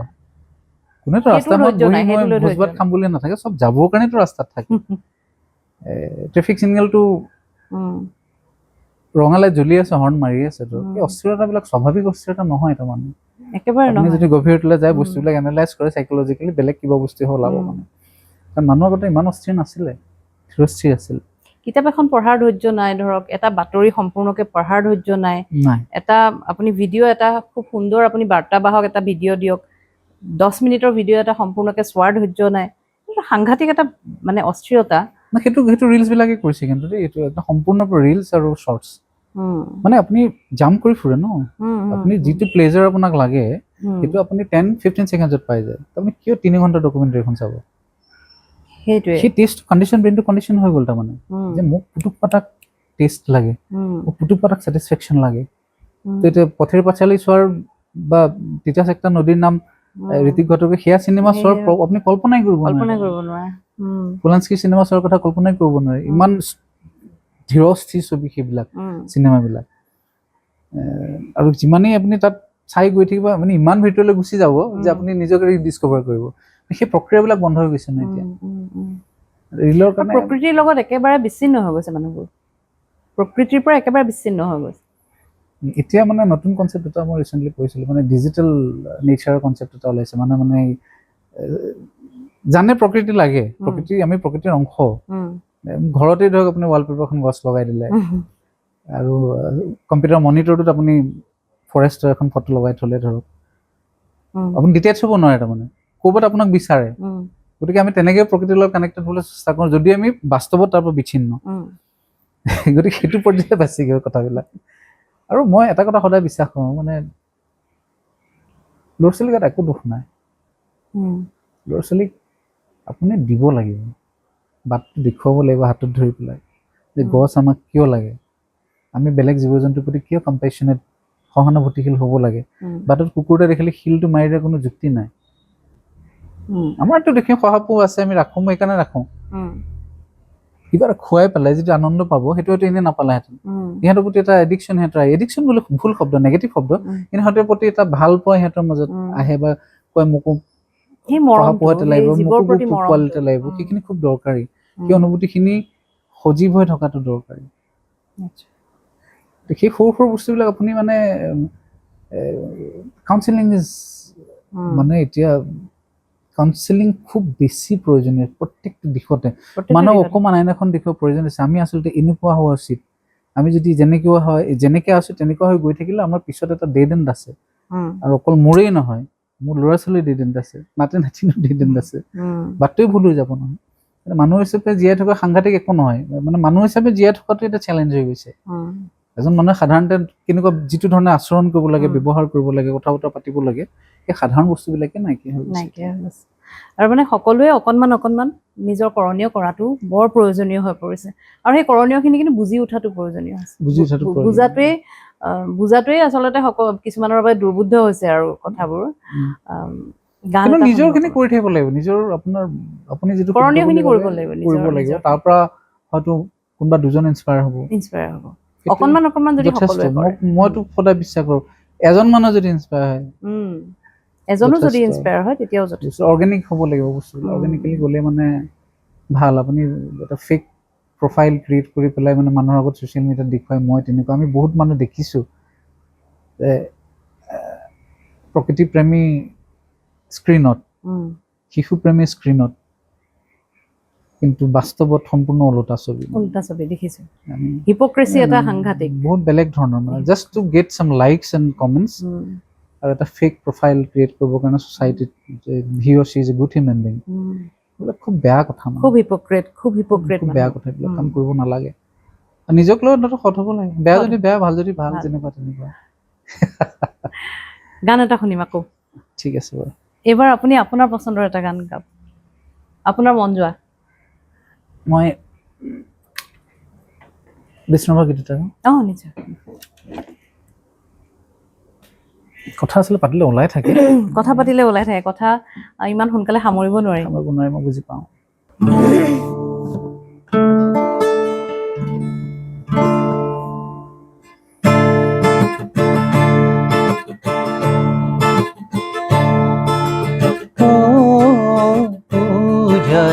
আদৰি বিনুৱে বৰ্ণ শৰাই, পূজাৰী দিলুৱে বৰ্ণ শৰাই,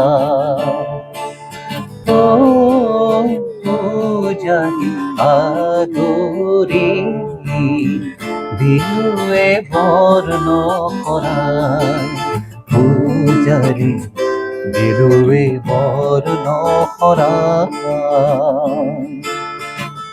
বিয়াপি ধৰণী সোণৰি নিৰিণী, বিয়াপি ধৰণী সোণৰি নিৰিণী, জগতৰ নানা বিলাস, জগতৰ নানা বিলাস, হৰি নাম ভকতি, হৰি নাম ৰপতি, হৰি নাম মুকুতি পায়, বৈষ্ণৱতৰ কৃষ্ণৰ কিংকৰ, সুন্দৰ শংকৰ কিয় না, পূজাৰী দিলোৱে বৰ্ণ শৰাই ভুকুটি ফুলেৰে মালায়া দৰেৰে দিলো যতনে পিন্ধাই ভুকুটি ফুলেৰে মালায়া দৰেৰে দিলো যতনে পিন্ধাই শংখ কাহ মুৰুলি জোকাৰি উৰুলি শংখ কাহ মুৰুলি জোকাৰি উৰুলি তোমাৰে মহিমা গাই নামঘৰ চোতালে নিশাল খোলে তালে গোবিন্দৰ নাম গান গাই পূজাৰী দিলোৱে বৰ্ণ শৰাই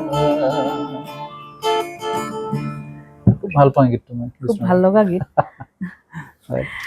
আপুনি মাজতে UK গৈছিলে কি অনুষ্ঠানত আপুনি অংশগ্ৰহণ কৰিবলৈ গৈছিলে ইউকেৰ যিটো অসম এছ'চিয়েশ্যন আছিলে ইউনাইটেড কিংডম আছাম এছ'চিয়েশ্যন তেওঁলোকৰ 25 মানে ৰূপালী জয়ন্তী আছিল অনুষ্ঠানটো আচ্ছা সেই অনুষ্ঠানটোৰ বৰ্ষপূৰ্তি হিচাপে মোক নিমন্ত্ৰণ কৰিছিল অসমৰ পৰা তো সেই সূত্ৰে আপুনি অকলে মই অকলে গৈছিলোঁ অসমৰ পৰা আপুনি গৈছে অকল মই অকলে গৈছিলোঁ আচ্ছা আৰু তাত দুদিনীয়া অনুষ্ঠান আছিলে দুদিনে মই অনুষ্ঠান কৰিছোঁ তাত আৰু ভাল লাগিলে বহুত পুৰণা মানুহ তেজপুৰৰ মই বহুত মানুহ লগ পালোঁ আৰু আমাৰ বৰোদা আছিলে বাৰহলীয়া তেখেত ইউকে প্ৰথম মানে ৱেলছৰ প্ৰথম অসমীয়া আছিলে 50 বছৰ আগতে গৈছিলে আচ্ছা তেতিয়া কোনোৱে নাছিলে তাত মানুহ খুব কম আছিলে অসমীয়া এটা প্ৰথম আছিলে ডক্টৰ তাৰে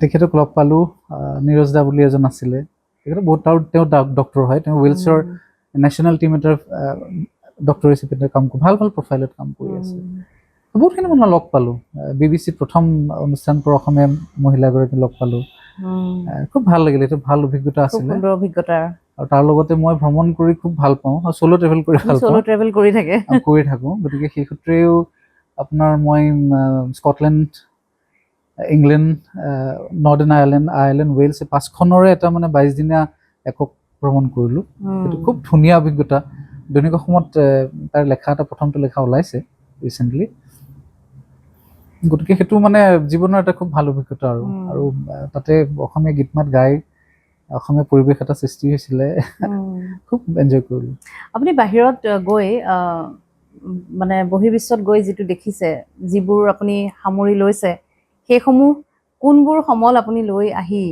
আপোনাৰ জীৱনত আপুনি আপোনাৰ ল'ৰা ছোৱালীখিনিৰ ক্ষেত্ৰতে হওক বা আপুনি আগবঢ়াই নিবলৈ বিচাৰিব কি শিকিছে আচলতে মই ষ্ট্ৰীট মিউজিক সাংঘাতিকভাৱে ভাল পাওঁ ষ্ট্ৰীট মিউজিক মানে আমাৰ এতিয়াও এনেকুৱা এটা ধাৰণা মই সদায় কওঁ বহুত ক্ষেত্ৰত আমি অন্তত 20 পৰা 25 বছৰ পিছুৱাই আছোঁ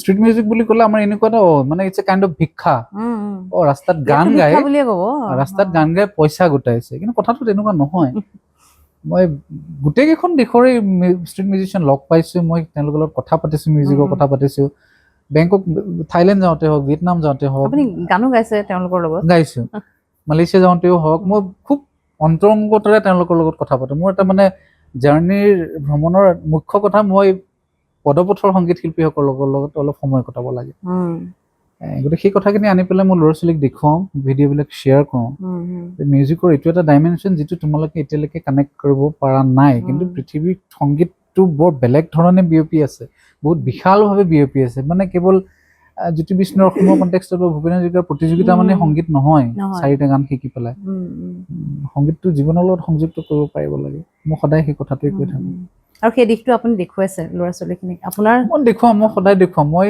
যিখিনি বস্তু ভাল পাওঁ সেইখিনি সিহঁতলৈ মই বোৱাই নিবলৈ চেষ্টা কৰোঁ তাৰ পৰা তেওঁলোকে কিবা এটা শিকিব পাৰিলে মোৰ মনটো ভাল লাগে আপোনাৰ সংগীতৰ ক্ষেত্ৰত বা আপোনাৰ লেখাৰ ক্ষেত্ৰত আপোনাৰ সৃষ্টিত মুঠতে কিবা নতুন পৰিকল্পনা কি আছে বা আপুনি কি ভাবি থৈছে যে ধৰক 5 বছৰৰ পিছত 2 বছৰৰ পিছতে হওক মই এইখিনি কৰিব বিচাৰোঁ সংগীতৰ ক্ষেত্ৰতে হওক বা সংগীতৰ মই ল'ৰা ছোৱালীৰ লগত কাম কৰিলোঁ মোৰ নিজৰ কোনো পৰিকল্পনা নাই মই এতিয়া নিজেই কাম কৰি অলপ ভাল নাপাওঁ মানে সন্তুষ্টিটো আজিকালি লাহে লাহে কমি আহিছে গালি খাওঁ বহুতৰ পৰা, উম, বন্ধুবৰ্গই হওক বা সংগীতৰ লগত জড়িত মানুহ নকৰে কিয়, তাগিদাটো থাকেই। উম, এতিয়া ফৰ এক্সাম্পল, এতিয়া মোৰ স্পটিফাইত গান নাই, উম, ছবিকে আপোনাৰ গানকেইটা স্পটিফাইত দিব লাগে। উম, আজি 2 বছৰ 2.5 বছৰ আগতে ৰাতি 12টা বজাত মৈত্ৰীয়ে মেছেজ কৰিছোঁ পাতৰে। মৈত্ৰী পাটৰ। তাই মোৰ লগত বহুত বছৰ আগতে বিষ্ণুৰ সংগীত ইয়াত পঢ়ি থাকোঁতে তাই বিষ্ণুমতি, তাইক মোক কৈছে তুমি মানে ইউৰ গুড ছিংগাৰ। তেতিয়া এই বিয়াগুম প্ৰফাইলটো তাই তেতিয়া নাই বাৰু, মোৰ ভণ্টিৰ নিচিনা বহুত আগৰ পৰা চিনি পাওঁ। এতিয়া তাই তেতিয়াই বিষ্ণু সংগীত এটা মই গোৱাইছিলোঁ, আমি একেলগে গাইছিলোঁ আৰু খুব ভাল হৈছিলে, মানে খুব ভাল পাইছিলে লগন কলি গ'ল গীতটো। তাইও মানে যথেষ্ট, তাইও তাগিদাত আছে য'ত গানবিলাক মানুহে শুনিব লাগে আৰু মানে। তেতিয়া তাই মোক কৈছিলে স্পটিফাইত গান দিয়ক, মই আপোনাক কণ্টেক্ট দিছোঁ, আপোনাৰ অমুক দিছোঁ, আপুনি গানকেইটা আপলোড কৰক। তাৰপিছতো কৰা নহ'ল। এতিয়া আজি 2দিনমান আগতে মই কি হ'ল জানো, অৱশেষত 7টা গান স্পটিফাইত দিছোঁ। আচ্ছা, বাকী নাজানো কি হয়, শুই থাকিব তেনেকুৱা। কিন্তু কৰিব লাগিব, আপুনি আপোনাৰ গানবোৰ এনেকে গাই পেলাই থৈ দিলে যদি নহ'ব নহয়। গানৰ ভৱিষ্যত আছে, গানৰ যদি উচিত মূল্যায়ন হোৱাৰ কিবা আছে, তেনেহ'লে সি নিজে নিজে যাব। মোৰ কথাটো হ'ল কি, অৰ্গেনিকেলি যাব লাগে আৰু। যাব লাগে আৰু। যদি দুখোজ গৈ পৰি গ'ল, সি পৰি গ'ল। যদি তাৰ নিজৰ সামৰ্থ্য আছে, তাক যদি টানি কোনোবাই উলিয়াই নিছে, ওলাই গ'ল, মই সেইটো চাই থাকিবলৈ সময় নাই আচলতে। আৰু ফিউচাৰ প্লেন বুলি ক'লে ল'ৰা ছোৱালীখিনিৰ লগতে কাম কৰা মন। মই এতিয়া কিবা কিবি কৰি আছোঁ, মানে